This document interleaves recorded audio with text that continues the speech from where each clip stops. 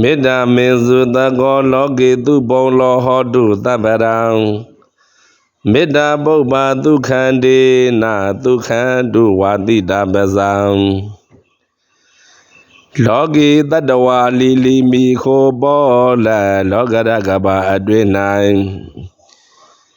မေတ္တာမေစုတကောမေတ္တာတိဟုသောမေစုတကနတ်ပန်းပင်ကြီးသည်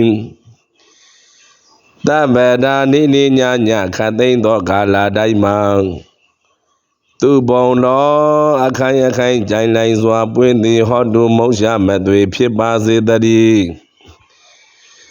မေတ္တာပုပ္ပါဒုက္ခန္တေနမေတ္တာတိဟုသောမေစုတကနတ်ပန်းဤယနတ်ဖြင့်ဝါတိတာထုံးအမုံအကုံသောဗဇာလူရောနတ်ပါတတဝါတို့သည်ဒုက္ခန္တု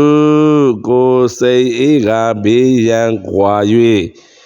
ဝမ်းသာတကွာရှမ်းသာကြပါစေကောင်းသတည်း